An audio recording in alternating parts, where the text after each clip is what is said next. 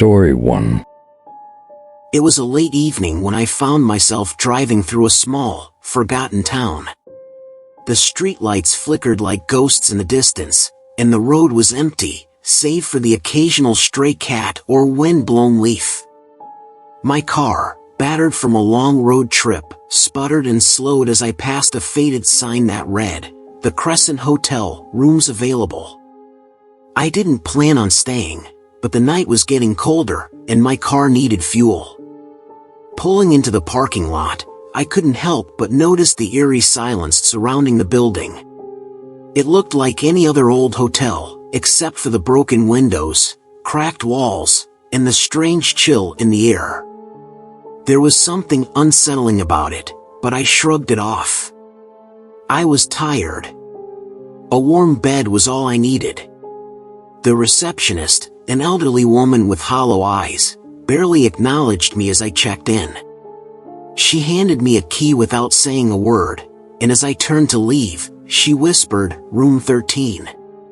I froze, but only for a moment. I tried to shake off the odd feeling creeping up my spine and made my way to the room. The door to room 13 creaked open with an unnatural slowness, and a musty, stale air hit my face. The room was dark, with only the dim light from a flickering lamp on the nightstand. The bed was old, its sheets yellowed with age, and the walls seemed to pulse with a strange, unexplainable energy. It felt like the place hadn't been touched in decades. I tried to make the best of it, but as I lay there, a deep sense of unease settled over me. The air grew colder, and the shadows in the corners of the room seemed to stretch unnaturally, as if they were reaching for something. I couldn't shake the feeling that I was being watched. Then, I heard it, a soft, almost imperceptible whisper. It was so faint, I almost thought I imagined it. But it came again, louder this time, calling my name. I sat up in bed, heart racing. The room felt smaller, suffocating. The whispers continued, now accompanied by a low, growling sound that seemed to come from the walls themselves. I grabbed my phone to call for help, but the screen flickered and went black. The silence that followed was deafening. The next morning, I found myself stumbling down the stairs, exhausted and on edge. I needed answers. The receptionist was gone, but the manager, an old man with a face like leather, was sitting behind the front desk. I asked him about the hotel's history, and he looked at me with an expression that could freeze water. He told me the tale of the Crescent Hotel, which had been built over 100 years ago by a wealthy man named Henry Blackwood. According to local legend, Blackwood had cursed the hotel before his death, condemning anyone who stayed there to be taken by dark forces. People came and went, but over time, many disappeared without a trace. Some claimed to hear voices, others spoke of strange lights in the windows late at night. No one dared to stay for long. The manager's voice dropped to a whisper as he leaned closer. "It's not just a curse. It's something else, something that's been waiting here for a long time." By midday, I was determined to leave, but my car wouldn't start. Panic set in as I tried to turn the ignition, but the engine sputtered and died. I was stuck. I decided to take a walk around the hotel, hoping to clear my head, but the more I explored, the more unsettled I became. The hotel seemed to stretch endlessly, with hallways leading nowhere and doors that opened to dark rooms filled with dust and decay. I stumbled upon an old, locked door in the back of the building, its paint peeling and covered in cobwebs. I knew I shouldn't, but my curiosity got the better of me. I broke the lock and entered. What I found made my blood run cold. It was a room full of old photographs, all black and white images of past guests, but their faces were scratched out, leaving only a blur. And in the center of the room, a large mirror covered in strange symbols was propped against the wall. I could feel its coldness from across the room. That night, things took a turn for the worse. The whispers grew louder, more insistent, I could hear them in the walls, in the floorboards, in the air itself. I tried to sleep, but I couldn't. The shadows in the corners of my room grew, twisting and writhing like living things. My phone was dead again, and the door to my room slammed shut with a violent force. Then, I saw it, something moving in the mirror. It wasn't my reflection. No. It was something else, something dark, with hollow eyes and a twisted smile. It reached out from the mirror, and for a moment, I was paralyzed, unable to move or scream. The air grew thick, suffocating. I couldn't breathe. I knew I had to leave. The hotel wasn't just haunted, it was alive, and it was feeding on me. I ran through the hallways, but every door I opened led me back to the same spot. The hotel had no exit. It had become a labyrinth, and I was trapped inside. Suddenly, I heard footsteps behind me, heavy, deliberate. I turned to see a shadow moving toward me, its form shifting and changing with every step. I ran faster, my heart pounding in my chest, but the shadow was closing in. I could feel its cold breath on my neck, hear its whispers growing louder, more frantic. Just as I thought it was over, the door to the front lobby appeared before me. I threw it open, gasping for air, but when I stepped outside, I wasn't in the town anymore. The world around me had changed, everything was dark, twisted, and distorted. The hotel was no longer a building, it was a prison, and I was its newest inmate. As I wandered through the endless, desolate landscape, I realized the horrifying truth. The hotel wasn't just cursed, it was a gateway. Henry Blackwood's curse had created a rift between this world and something far darker. The souls of the lost had been trapped inside, and now they were coming for me. The last thing I remember was the shadow closing in on me, its face now clear, an amalgamation of every soul that had been consumed by the hotel. As it reached for me, I screamed, but the sound was swallowed by the darkness. The Crescent Hotel had claimed its final victim. And in the silence that followed, the hotel waited for the next unfortunate traveler. Story 2. It started like any other dig. A group of us, archaeologists, students, and experts, had been on an expedition in the remote jungles of South America. We were in search of an ancient civilization, lost to time. After weeks of painstaking excavation, we found it, a temple, hidden deep within the forest. Covered in moss and vines, it looked almost untouched, like it had been waiting for us to discover it. The excitement in the air was palpable. Inside the temple, we found strange carvings, and in the center of the main chamber, a stone pedestal with an object resting on it, a black stone, perfectly smooth, almost too perfect for something that had been buried for centuries. My colleague, Dr. Bennett, was the first to touch it. He said it felt oddly warm, but shrugged it off. Little did we know, that was the moment everything changed. The first night in the temple, things began to feel off. We all had trouble sleeping, strange sounds echoing through the halls, and a lingering sense of dread we couldn't explain. I thought it was just the isolation getting to us, but when we went back to the camp the next morning, something had happened to Dr. Bennett. His eyes were wide with fear, and when he spoke, his voice trembled. He mentioned dark dreams, vivid and horrifying, but we dismissed it as exhaustion.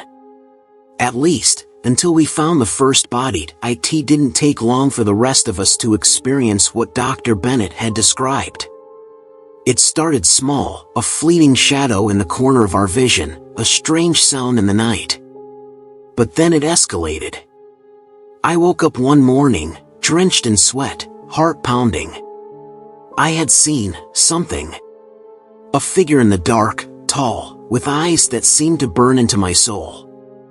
But it wasn't just a dream.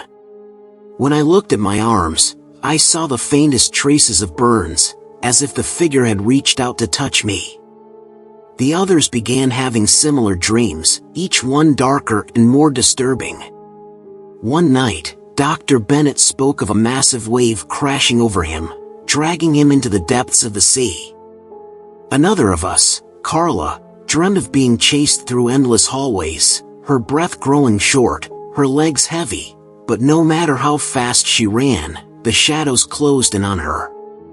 Each of us waking up, disoriented, terrified, but unable to explain why the nightmares felt so real. As the days passed, the dreams began to blur with reality. We'd wake up, and the horrors of the night seemed to follow us. Dr. Bennett, now a shell of his former self, started speaking of something else, something worse. The stone, he claimed, was cursed. It wasn't just a relic, it had powers to bring nightmares to life. He told us that whoever touched it would be pulled into an endless cycle of terror, each nightmare getting closer to reality, until there was nothing left. I didn't want to believe him, but something inside me knew he was right. The nights grew longer, the nightmares more intense. One by one, we began to lose our grip on reality. People started disappearing, vanishing without a trace. First it was Carla, then Miguel. We found their belongings, nothing more. The worst part was that their nightmares seemed to follow us even after they were gone. I kept hearing Miguel's screams echoing in my mind, the sound of him begging for help, but I knew it was too late. We tried to leave the temple, but every time we thought we were getting out, we would find ourselves back in the same place. The stone, still sitting on that pedestal, called to us. It was as if it was pulling the strings, manipulating us into playing its deadly game. The nightmares didn't stop, they only grew worse. And then, we discovered the worst truth of all: the stone had the ability to alter time. Each time we suffered through a nightmare, we were sent back to the moment we first touched it. We were trapped in an endless loop, reliving the same horrors over and over again. I tried to warn the others, but they were no longer the same. They were different. Dr. Bennett was gone completely, his mind shattered by the endless cycle. I had to find a way to destroy the stone, but every attempt to approach it felt like I was walking directly into a trap. The horror of our situation was becoming too much to bear. We'd been trapped for what felt like days, but time was an illusion here. We were stuck, unable to escape, and the stone's grip on us grew tighter with each passing moment. Each nightmare was more vivid, more real. I started to fear sleep, knowing that when I closed my eyes, I would wake up in a new nightmare, each more dangerous than the last. One night, I woke up in the middle of the jungle, surrounded by thick, suffocating darkness. The trees loomed like giant shadows, and the air was heavy with the scent of decay. As I moved through the jungle, I could hear whispers, low, guttural voices that seemed to come from all directions. I couldn't see them, but I knew something was watching me. And then, out of the darkness, I saw her, Carla, her eyes wide with terror, her body mangled, a bloody hand reaching out to me. I tried to run, but the jungle seemed endless. The ground beneath me shifted, and the trees twisted into impossible shapes. I wasn't in the jungle anymore, I was in the temple. The walls closed in, and I found myself standing before the stone again. But this time, I knew what I had to do. I had to destroy it. The air around the stone was electric, crackling with an energy I couldn't comprehend. I knew that if I touched it, I would be pulled back into the nightmare once again. But I had no choice. My sanity was slipping, and I couldn't keep running forever. I grabbed the stone, and the world around me exploded into darkness. I was plunged into another nightmare, this one more terrifying than any before. I saw the faces of my friends, twisted and broken, reaching out to me for help. The stone seemed to pulse in my hand, feeding off my fear. I realized then that it was the stone that kept us trapped, not just in time, but in our own terror. If I didn't destroy it, I would never escape. With every ounce of strength, I threw the stone to the ground. But instead of shattering, it absorbed the force of the impact and glowed with a brilliant light. The light grew, swallowing everything around me. And then, as if time had stopped, there was nothing. Silence. When I awoke, I was back in the temple. The walls were still covered in ancient carvings, the stone pedestal sitting empty in the center of the room. I was alone. For a moment, I thought I had escaped, but then, I saw the stone, lying in the corner of the room, untouched. The stone had been waiting for me to return. It was always going to be there, a part of the cycle. And now, it had me. I could feel its pull, the way it dragged me back into its grip. I was never going to escape. The stone had won. In the final moments, I heard a voice, a whisper, barely audible, but it was unmistakable. "Welcome back." And then, the nightmare began again. There was no end to it. The stone, the nightmares, they never stopped. I had become part of the curse, trapped forever in its grip. The others, my friends, had long since faded away, their faces lost to the terror. But I remained, stuck in the loop, doomed to live the same horrors again and again. And so, I wait. Time has no meaning here, and neither do I. I have become just another victim of the stone's insidious power, a prisoner of the curse that I can never escape. The temple still stands, and somewhere, someone will find the stone again, and the cycle will start anew. And when they touch it, they'll hear the same whisper I heard. Story 2. You know, it all started years ago, when I was just a kid. I grew up in a small town called Stillwater. People always said the summers here were too long. They weren't kidding. It wasn't just that the days stretched on endlessly, it was the heat, the oppressive heat that never let up. I remember being 9 or 10 when I first noticed something was off. No one in town seemed to age. My parents were the same, young faces, same smiles, same energy. At first, I thought it was just some weird town thing, you know? Like, maybe there was something special about Stillwater that kept everything the same. But then I started asking questions. Why did no one leave? Why was there never a single new person in town? And more importantly, why were people so desperate to keep things the way they were? I spent countless hours staring out of my bedroom window, watching the same people walking down the same streets day after day, their faces frozen in time. But no one would talk about it. They just smile, that creepy, forced smile when you brought it up. It wasn't until I turned 18 that I started to realize the truth. Something was wrong. Something unnatural. It was the summer after my 18th birthday when I first heard the whispers. People started acting strange, more nervous than usual. I'd catch them looking over their shoulders, avoiding eye contact. That's when I overheard a conversation at the local diner between two old-timers. They were talking about the curse, but as soon as I walked in, they fell silent, their faces pale, their eyes wide with fear. That night, I couldn't sleep.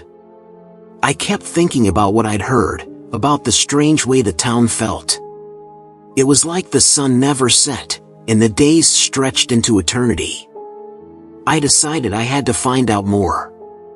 I snuck into the town library, hoping to uncover something, anything, that could explain why things were so wrong. It didn't take long to find it. In an old, dusty book hidden at the back of the library, I found a reference to an ancient ritual, a curse that trapped the seasons, locking them in an eternal summer. The curse had been cast long ago, and anyone who stayed in the town was doomed to remain young, but trapped in a never-ending loop of heat and isolation. The truth was staring me in the face, but it was too horrifying to accept, the more I dug into the town's history, the more it became clear. The curse wasn't just about the endless summer. It was about keeping the townspeople young and alive forever, but at a cost. They couldn't leave. They couldn't age. And worst of all, they couldn't ever know peace. The heat, the constant light, the hum of the same seasons over and over, it drove people mad over time. Some of the older residents had started to look less human, like their souls had been drained out by the curse. It hit me then. My parents, my friends, everyone I knew, were living on borrowed time. They might look the same, but they were just shells of themselves, stuck in a cycle they couldn't break. The worst part? The curse was beginning to affect me too. I felt it creeping into my bones, a heaviness in the air that seemed to suffocate all hope. Every day was the same, the sun always blazing, and the people were always smiling, but there was nothing real behind it. I tried to talk to people about it, but they'd shut me down immediately. "You're imagining things," they'd say. "There's nothing wrong here." But I could see it. I could feel it. And I knew I had to do something before the curse consumed me completely. I started to lose myself. I couldn't think straight anymore. Every time I looked in the mirror, I saw a face that was becoming unfamiliar, a face that was slowly losing its humanity. I could feel the town pulling me in, its weight pressing down on me. The air felt thick, suffocating, and the sun never seemed to dip below the horizon. The curse was taking its toll. Desperation set in. I had to find a way to break the cycle. So, I started searching for a way out, something that could end this nightmare. I talked to anyone who might have knowledge, even the ones who whispered behind closed doors. But no one would tell me anything. It was as if they were all too afraid of the truth, too afraid to face the reality of what had happened to them. The town's library became my refuge. Late at night, I would read ancient texts, seeking any hint, any clue that could give me a solution. But the deeper I went, the more I realized that the curse wasn't something that could be undone easily. It was tied to the land, to the very soul of Stillwater. And I was starting to feel it, its cold, creeping tendrils wrapping around my own soul. As the weeks passed, I could feel myself changing. I didn't just look different, I felt different, too. The sun never set, but I felt colder inside, as though the heat around me was just a shell, hiding the darkness beneath. The longer I stayed, the more I could see it in the eyes of the others. They weren't living. They were trapped, bound by the curse, and no amount of time could ever set them free. The townspeople had grown apathetic, their faces frozen in false smiles, their conversations shallow and repetitive. They were like robots, just going through the motions, never questioning their existence. And the worst part? They never seemed to realize what was happening to them. They had forgotten what it meant to be truly alive. I began to question my own sanity. Was I losing it? Was I the only one who saw the truth? The more I tried to fight it, the more the town pulled me under. I stopped leaving my house. The walls seemed to close in around me, and the constant hum of the town's perpetual summer felt like a drumbeat, echoing in my mind. One evening, I went to the old church at the edge of town. I don't know why, it just felt like the last place where something might be able to give me an answer. The church had been abandoned for years, but the door was open. Inside, the air was thick with dust, and the faint smell of something rotting lingered in the pews. I felt a chill run down my spine as I stepped in, but I couldn't turn back now. As I wandered through the church, I came across an altar. On it was a book, ancient and worn. I opened it, and there it was, an account of a ritual that could break the curse, but it came at a terrible price. The person who attempted it would have to sacrifice their own soul, giving themselves up to the curse to save the others. The ritual demanded a selfless act of pure sacrifice. There was no other way. I realized then that the curse was never meant to be broken. It was a trap, one that kept everyone tied to the town, their lives slowly fading into nothing. I was the only one who could end it. But the cost was unimaginable. I didn't know what to do. The curse was eating me alive, and the town was slowly sinking into madness, but how could I give up my soul? How could I sacrifice everything, knowing that the price would be my life, my memories, everything I'd ever known? I made my decision that night. I went back to the heart of the town, where the ritual needed to be performed. The people were still going about their lives, oblivious to the impending end. They would never know what happened, but I would. I stood in the center of the square, closed my eyes, and whispered the words I'd read in the book. The ground beneath me began to shake, and the sun flickered for the first time in years. The air around me grew cold, and the sky darkened as the curse began to unravel. But as it did, I felt myself slipping away, fading into nothing. I wasn't going to make it out alive. The next morning, Stillwater looked the same. The sun was shining, the people were smiling, but there was something different. They weren't young anymore. They were free. And somewhere, deep in the shadows, I knew I had given them that freedom. But in doing so, I had lost myself forever. The town of Stillwater was no longer cursed, but at what cost? Story 4.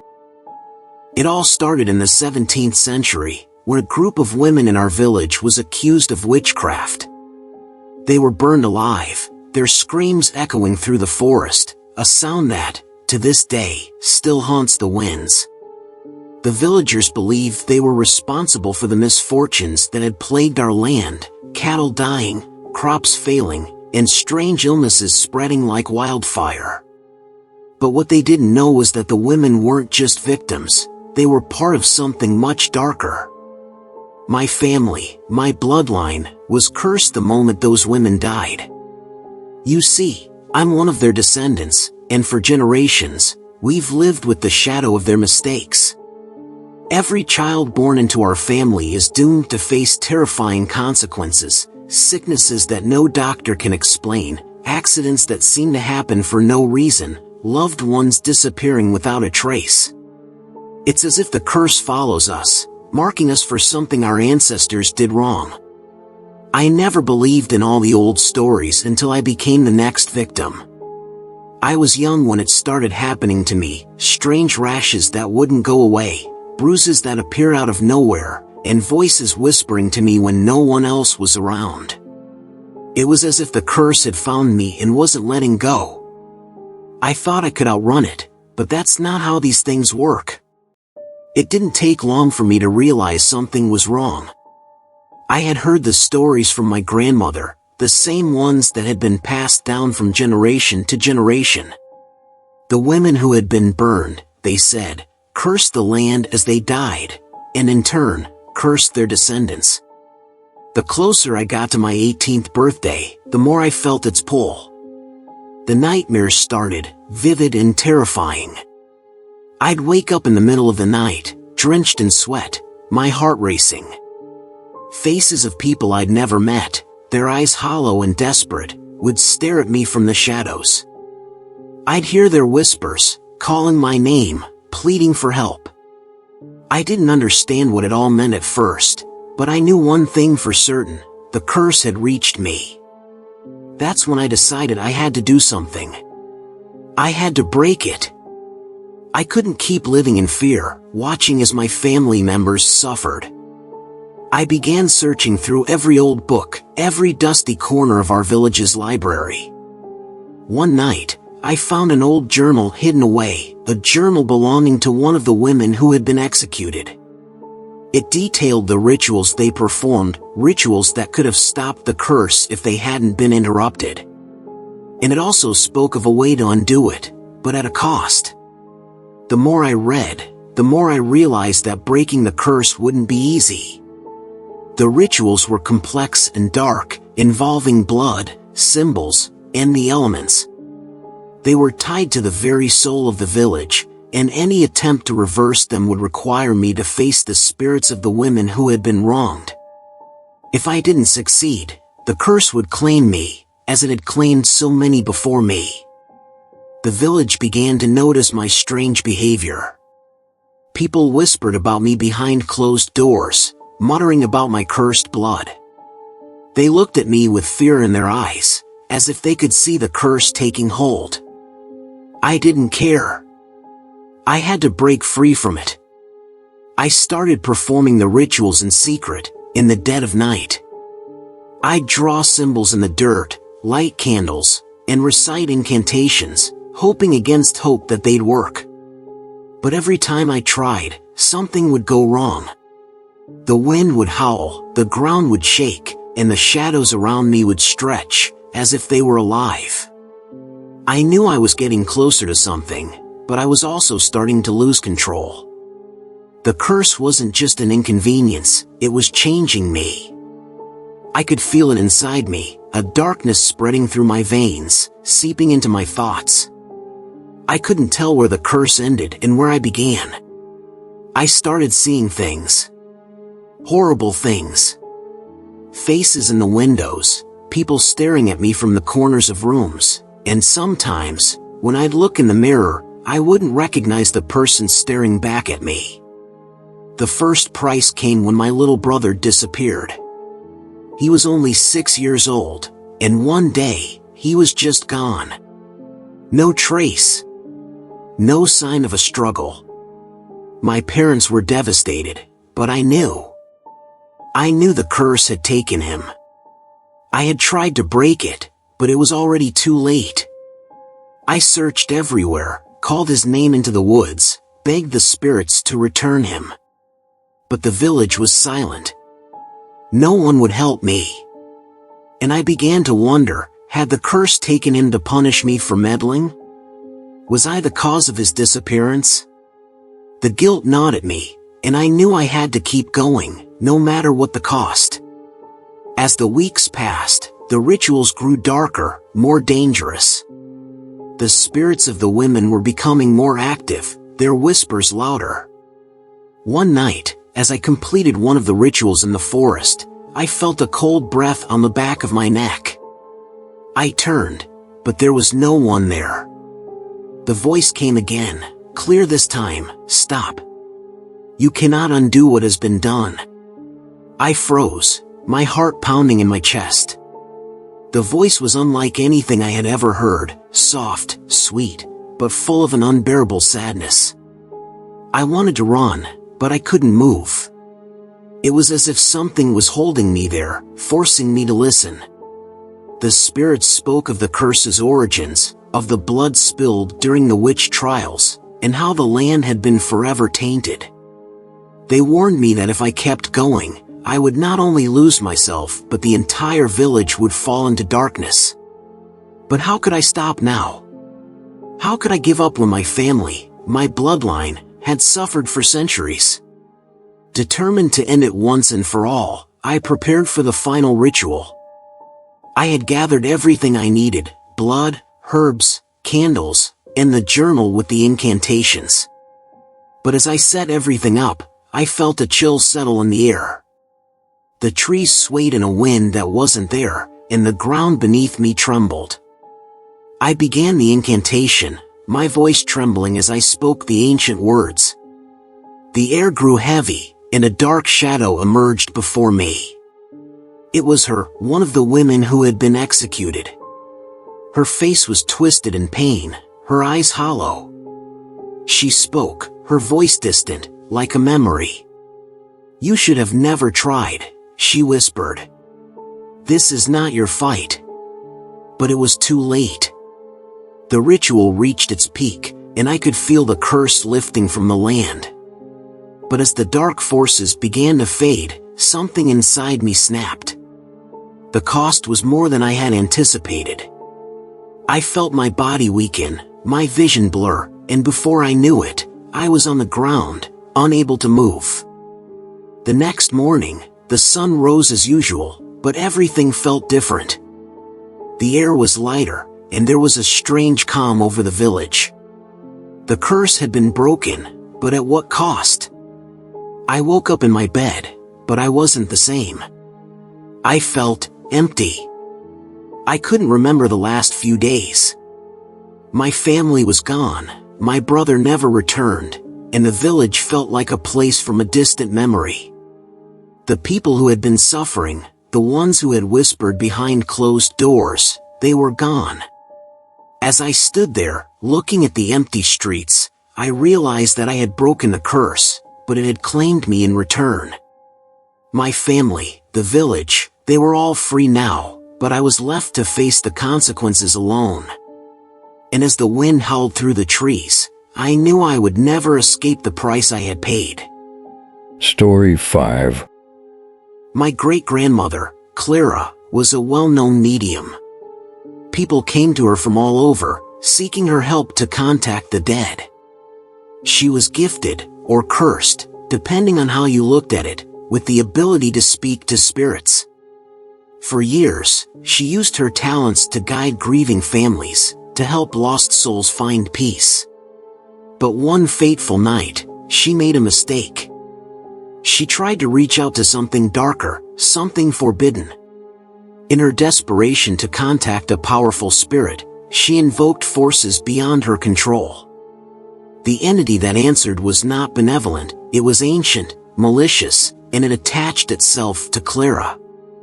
Her once noble purpose turned into obsession, and with it came a curse. A curse that would pass from generation to generation, destroying anyone who tried to rid themselves of it. My family never spoke of it. They buried it deep, but the signs were there. Strange occurrences, bad luck, illness, and accidents. Each member of the family seemed to carry a mark, a shadow that followed them. But no one ever truly acknowledged it, until I started digging. As a child, I never understood why my family lived in constant fear. There were always whispers about the curse that hung over us, but it wasn't until I was older that I started seeing the truth. Strange things happened in our house. Objects would move on their own, doors would slam shut with no explanation, and I'd hear whispers late at night, voices from the past, calling out to me. One evening, I found an old box in the attic, buried under decades of dust. Inside were Clara's journals, filled with cryptic notes and strange symbols. The more I read, the clearer it became. She had been trying to break the curse for years. But every time she tried, the darkness grew stronger, and her efforts only sealed the fate of those who came after her. The curse was a cycle. Each generation was born into it, and every time one of us tried to escape, the consequences were dire. My mother, my uncle, and even my cousins, they all suffered in different ways. Some were plagued by visions, others by sickness. And those who sought out help, who tried to break free, simply vanished or met gruesome ends. I couldn't shake the feeling that I was the last hope. As the next in line, it seemed that the curse had been passed to me. I had seen it in my family's eyes, fear and resignation. They were all just waiting for it to claim them, but I wasn't ready to give up. There had to be a way to break the cycle, a way to free my family from the grip of the darkness that Clara had summoned. I spent days poring over her journals, trying to decode the ancient rituals and symbols she had written down. Some of it was incomprehensible, like a language from another world. But the more I studied, the more I realized that the key to breaking the curse was buried deep within the very thing Clara had summoned, the dark entity itself. I knew it wouldn't be easy. No one had ever successfully faced it before. But I had to try. I couldn't live with the knowledge that this curse would pass down to my children, just as it had passed down to me. The deeper I went into Clara's writings, the more I understood. she had never truly freed herself from the dark force she had invited into our world. In fact, she had made things worse. The entity she had called upon had latched onto her family, feeding off their fear, their pain, and their desperation. One night, as I was alone in the house, something changed. I felt a coldness in the air, a shift, as if something was watching me. The whispers began again, louder this time, almost pleading. I followed the voices to the basement, where Clara had kept her most secret rituals. The walls were covered in strange symbols, and in the center of the room, there was an altar, a place where she had tried to communicate with the entity. I lit a candle, hoping the light would offer some comfort, but as the flame flickered, the temperature in the room dropped. I felt it, the presence. It wasn't just the air that grew cold, it was the darkness itself, manifesting in the corners of the room. And that's when I realized I had awakened it. The entity was listening. The more I investigated, the more I realized I wasn't just fighting a curse, I was fighting an ancient evil. This wasn't some ghost or spirit, it was something far darker. Something that thrived on the suffering of my family, feeding off our attempts to break free. And now, it was drawing closer. I began performing the rituals Clara had written about, hoping they would provide the answers I needed. But each attempt only seemed to summon the entity further. It spoke to me in a voice I couldn't understand, its words filled with venom and rage. Every time I tried to close the door on it, it would push back harder, as if it was angry that I dared challenge its power. And then, it happened. One night, as I was in the basement, performing one of the rituals, I felt a cold hand on my shoulder. I spun around, but no one was there. The darkness surrounded me, closing in. The entity had found me. I could feel its presence, its hunger. And then, the whispers began, louder than ever, calling me to join them. I didn't give in. I couldn't. But the price of defying the entity was steep. As I continued the rituals, strange things started happening. My body began to feel weak, like the life was being drained out of me. I saw visions, terrible, horrifying visions of my family's suffering. I saw Clara's face, twisted in pain, her eyes pleading for release. And then, I realized, the entity wasn't just punishing me, it was punishing my entire family for my actions. One by one, they began to disappear. My mother, my cousin, my uncle, each of them met a horrific fate. Their bodies were found in strange, unnatural positions, their eyes wide open, frozen in terror. The curse had claimed them, just as it had claimed Clara before them. And now, it was coming for me. The curse was too powerful. No matter how hard I tried, I couldn't break it. I was running out of time, running out of options. The entity had already consumed my family, and now it was turning its attention to me. In the final moments, I understood what Clara had done wrong. She hadn't just opened the door to darkness, she had made a pact. A pact that could never be broken. I had spent my life fighting it, but in the end, the darkness was too strong. And so, I made the ultimate choice. I gathered the final pages of Clara's journal, the ones that held the last of her knowledge. I knew what I had to do. I had to end it all, end the cycle. With my final breath, I burned the pages. The flames consumed everything, including me. But as I closed my eyes for the last time, I felt the curse lift. And though it took me, I knew that my family would finally be free. Story 6. It was a cold, rainy afternoon when I first stumbled upon the book. I had been working late at the old library, doing some research for a project. The library itself was a relic, dark wooden shelves filled with dust and ancient volumes, The kind of place that felt abandoned even when people were inside. But that day, something was different. As I wandered through the labyrinth of aisles, I noticed a small, hidden section at the back. A section I had never seen before. I reached for a book on the farthest shelf, and that's when I saw it. It was tucked away behind other books, its cover worn, its edges singed as though it had been exposed to fire. The title was unreadable, but there was something about it, something that pulled me in. As I opened the first page, a strange chill ran down my spine.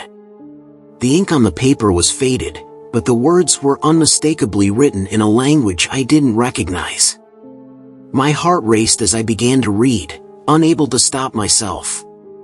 It wasn't until I reached the final paragraph that I understood the warning. The book itself was cursed. The last words were clear: whoever reads or copies this will be consumed by flames not of this world. I felt a sudden rush of heat, as though the words themselves were burning into my skin. My stomach lurched. I slammed the book shut, but the damage had already been done. That night, the dreams started. They were not the typical kind. These dreams felt real. I was standing in the middle of a firestorm, surrounded by flames so intense they seemed to scorch my soul. The heat was unbearable, and I could feel the flames licking at my skin, but I couldn't move, couldn't escape. And then, the voices. Whispers from the flames, calling my name, mocking me. I woke up in a cold sweat, my heart pounding. At first, I thought it was just a bad dream, something my mind had conjured in response to the book. But when I got up to grab a glass of water, I noticed something. A burn mark on my hand. It wasn't severe, but it was there, clearly from something hot. I could hardly believe what I was seeing, but I knew the truth deep down. The curse was real. The next day, things started to get worse. Small things, like flickering lights or strange shadows in the corners of my vision. But it wasn't until I tried to return the book to its shelf that I felt the full force of the curse. As soon as my fingers brushed the pages, the heat returned, this time far more intense. It was as though the book itself was alive, feeding on my presence. My skin started to burn, and I could smell something like burning flesh. I yanked my hand away, but it was too late. The fire had begun. By now, I realized I had no choice but to confront whatever was happening. I couldn't leave the book in the library, it was too dangerous. But neither could I keep it. I tried to destroy it, setting it on fire, but the flames wouldn't touch it. It was as if the book was protected by some supernatural force, immune to the fire of the world. The whispers came again that night, louder this time. They were no longer just in my dreams, they were in my waking life. The walls seemed to breathe, and the air grew thick with heat. Every time I tried to sleep, the flames would return in my mind, each one more vivid and suffocating than the last. I couldn't escape the fire. It was everywhere. I reached out to a friend, someone who knew a bit about occult matters, hoping they could help. But even they were afraid. They told me the curse could only be broken by unraveling its origins, by finding the source and severing it. The problem was, the source was the very book itself, and it was burning me from the inside out, pulling me toward an inevitable end. As the days passed, I became more desperate. I couldn't sleep, I couldn't eat, everywhere I went, I felt the heat of the curse closing in. I knew the only way to stop it was to understand it. So, I returned to the library, determined to uncover the truth behind the book. I searched for any records, any historical context that could shed light on what I was dealing with. That's when I found the old librarian, an elderly man who had been there for decades. He looked at me with tired eyes when I asked about the book, and for the first time, I saw genuine fear. He told me the story of a forgotten ritual, a ritual that had been used centuries ago to summon fire spirits from another world. Those who dared to invoke such spirits were punished, burned alive by the flames they had called into being. The book was the record of that ritual, and anyone who tried to read it would be marked by the fire, doomed to burn until nothing remained. The more I learned, the more hopeless it felt. The curse was ancient, and it could not be easily undone. The fire had already claimed me, and there seemed to be no way out. But I couldn't give up. I couldn't just let this thing consume me completely. The fire began to take on a life of its own. I would wake up with scorch marks on my body, as if the flames were reaching into my dreams and leaving their mark in the real world. My clothes began to smell like smoke, and I felt a constant, searing heat that no water or air conditioning could alleviate. It was as though the fire was inside me, slowly burning me from the inside out. At night, I could feel the presence of the fire spirits, moving through the darkness, watching me. They were no longer just whispers in the air, they were full, menacing voices. They mocked me, taunted me with the inevitability of my demise. They told me I was already marked, that there was no escape. I tried to fight them off, but it was like fighting against an unstoppable force. The more I struggled, the more the fire consumed me. I could feel my strength waning. My skin was blistered and charred, my body becoming frail. It was clear now that I was running out of time. The curse had me, and no matter how much I tried to resist, it was only a matter of time before the fire would consume me entirely. There was one last thing I hadn't tried. In the back of the librarian's records, I found a hint of a way to sever the connection between the book and the fire spirits. It was an old ritual, one that required me to return the book to its original resting place, deep in the heart of the library, in a hidden chamber where no one had dared to enter for centuries. If I could place the book in that chamber and perform the ritual, I might be able to sever the bond. With my body burning, I stumbled into the library, clutching the cursed book in my hands. Every step felt like walking through fire, but I knew this was my last chance. I reached the chamber, the air thick with smoke, and placed the book in the center of the room. As I recited the incantation, the fire around me grew stronger, until it felt like I was in the very heart of a blaze that would never end. I finished the chant, and for a moment, everything went silent. The heat stopped. The flames ceased. But as I looked down, I saw the book had disappeared. The fire spirits had taken it, and with it, my soul. I never left the library that night. My body was found days later, burned beyond recognition. They said it was an accident, a fire that had consumed me from within. But I know the truth. The curse didn't end with me. It passed on, to anyone who dares to read or touch the book again. And somewhere, deep in the shadows of that cursed library, the book waits for its next victim, its next soul to consume.